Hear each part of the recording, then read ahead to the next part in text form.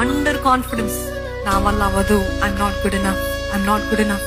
అది మనలో మన భావమో లేకపోతే మన చుట్టూన్న వారి మాటలు బట్టి మనకు అనిపిస్తుంటుంది, అవును maybe I'm really not good enough, I'm really not good enough, నాకు చేత కాదేమో, నా వల్ల అవ్వదేమో. చూడండి, మన చుట్టూన్న వారు చాలాసార్లు మనల్ని కించపరుస్తూనే ఉంటారు. ఎంత చేసినా చాలు, ఎంత ప్రయత్నించినా nothing can make them happy అన్నప్పుడు మనకి ఎట్లుంటది, ఇంకా నా వల్ల అవ్వదు, ఇంకా నేను ఏది చేసినా I think I'm not really fit for this job, I'm not really good for this అని ఇన్సెక్యూరిటీస్. మనం ఎక్కడికి వెళ్ళినా బ్రతకలేము, ఎందుకంటే ఒకసారి ఓడిపోయాం కదా, ఒకసారి విఫలత చూసాం కదా, ఒకసారి అన్ని తిట్లు, అన్ని వేదన, అంత బాధపడిన తర్వాత ఇంకా నా జీవితం అంతా ఇంతేమో, I think I'm not really good enough అన్న పరిస్థితిలో ఉన్నాడనుకుంటా యెహోషువ.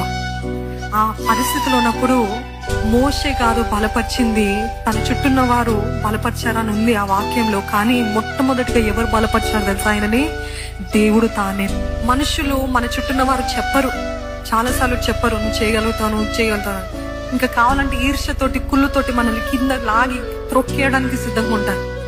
అట్లాంటి పరిస్థితుల్లో యెహోషువ తోటి దేవుడు తానే చెప్తున్నాడు, భయపడకు, నిబ్బరము కలిగి ధైర్యముగా ఉండు. ఇది ఒక్కసారి మీరు చెప్తారా? నిబ్బరము కలిగి ధైర్యంగా ఉండు.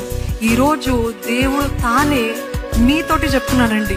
ఎందుకు ఆ ఇన్సెక్యూరిటీస్, ఎందుకు ఐఎమ్ నాట్ గుడ్ ఇనఫ్ అనే మాటలు, ఎందుకు నాకు చేత కాదనే మాటలు, ఎందుకు నేను పనికిరాని వాడననే మాటలు, ఎందుకు నా వల్ల అవ్వదనే మాటలు? దేవుడు అంటున్నాడు మీతోటే, నిబ్బరము కలిగి ధైర్యముగా ఉండు, నిబ్బరము కలిగి ధైర్యముగా ఉండు. 3 సార్లు అదే ఒక్క అధ్యాయంలో చెప్పాడు, నిబ్బరము కలిగి ధైర్యంగా ఉండు.